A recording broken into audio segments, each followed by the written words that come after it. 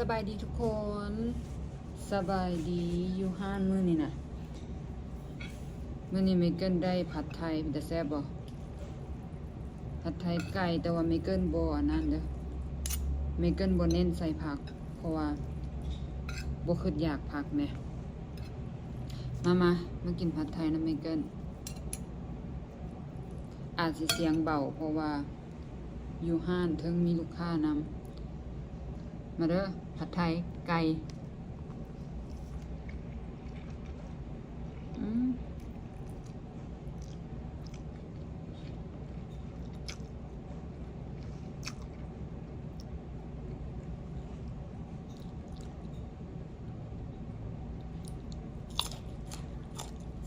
ทำให้ลูกห่วงอ่ะ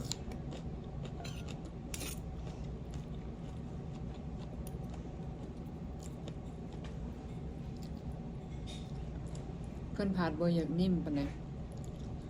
แบบว่าเส้นมันยังบ่นิ่มปานใดยังเหนียวอยู่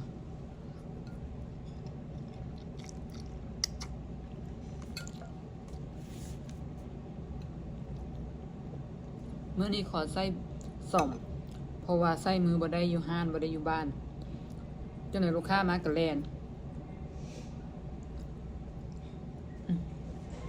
ครับวันนี้ฟ้าเปิดเพลงเด้อขนาดว่าใส่น้ำตาลยังหวานอยู่ทุกคนเพราะว่าน้ำผัดไทยมันหวานแล้วนะบ่ให้เราใส่น้ำตาลเพิ่มยังหวานที่เก่าสำหรับคนบ่กินหวาน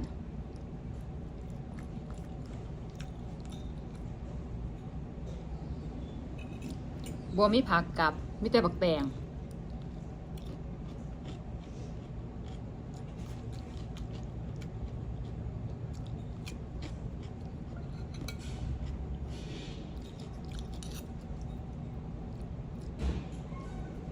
แต่ว่าไฟอยู่ห้านแจ้งดีเว้ยอยู่บ้านทายแล้วบ่อยากแจ้งปานใดครับ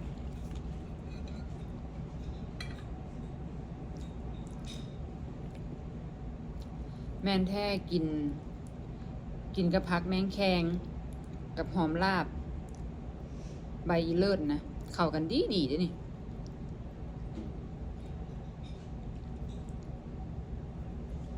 แซ่บสวยบ่ใส่จริงๆแล้วต้องใส่ผักแป้น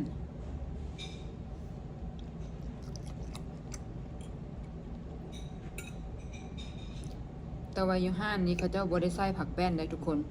เขาเจ้าใส่ผักกันผักบัวเขียวใบผักบัวเขียวใส่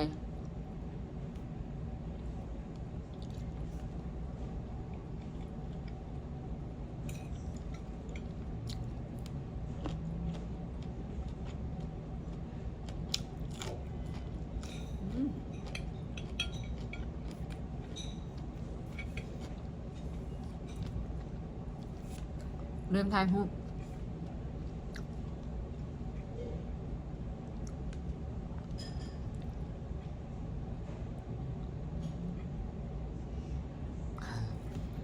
แบบว่า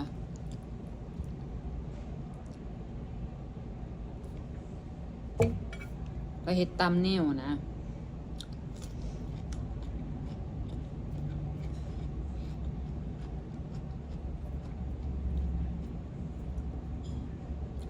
ผู้ใดกินส้มได้กินเผ็ดได้ก็สามารถบีบบักนาวเขียวเพิ่ม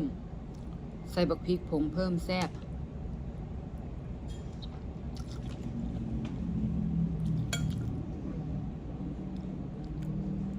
แต่ว่ากินบ่ค่อยได้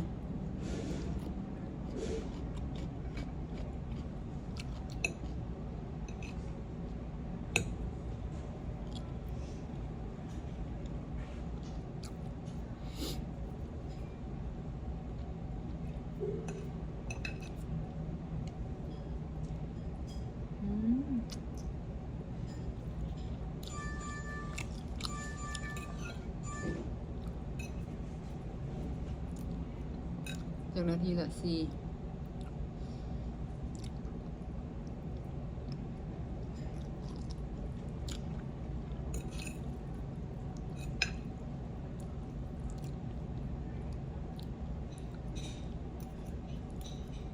อีกอย่างหนึ่งข่อยก็ลืมมักทั่ว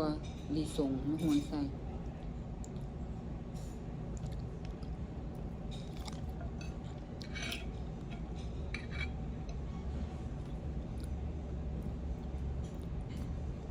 ผู้ใดอยากกินผัดไทยแซ่บมาแวะเด้อห้านอโนไทยคูซิน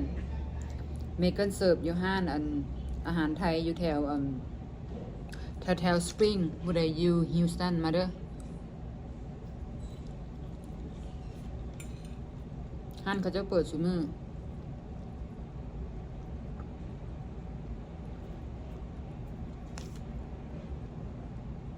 เพิ่นเปิดทุกมื้อเลยจันทร์ถึงศุกร์เมนจันทร์ถึงอาทิตย์ตั้งแต่11 โมงจน9 โมงครึ่ง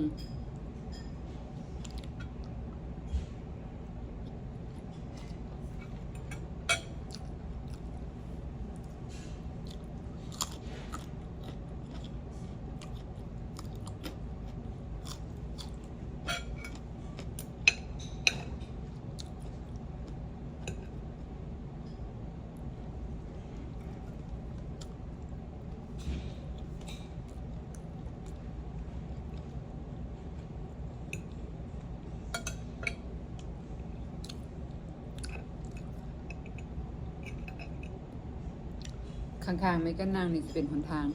ก็เลยสิซองเบิ่งอยู่เรื่อยๆ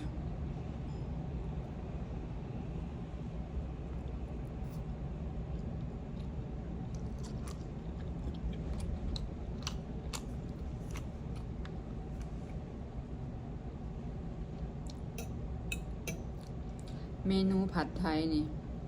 เอาไปพันกินก็แซ่บเลยพันใส่ผักละลาย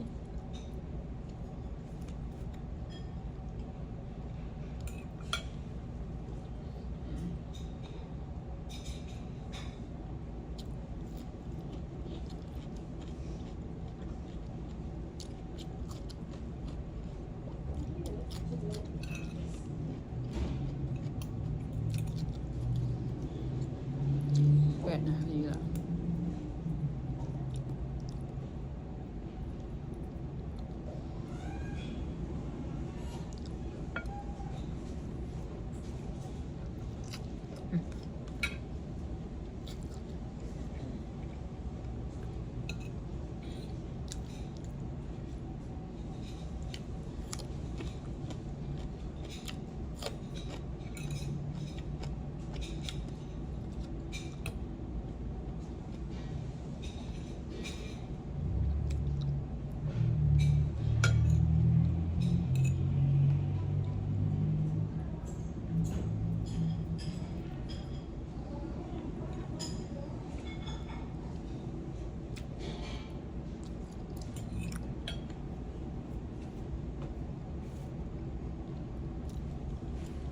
บ่เบิดทุกคน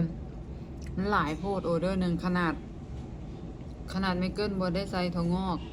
แล้วก็บ่ได้ใส่ผักบัวเลยนี่ยังหลายเลยไม่เกินบ่เคยกินเบิดจักเทื่อออเดอร์หนึ่งเนี่ยก็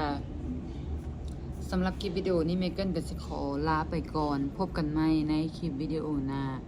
ก่อนสิจากกันไปเมเกิลก็ฝากกดไลค์กดแชร์กด Subscribe แล้วก็ที่สำคัญอย่าลืมกดกระดิ่งแจ้งเตือนขอบายบายก่อนพบกันใหม่ในคลิปวิดีโอหน้าสบายดี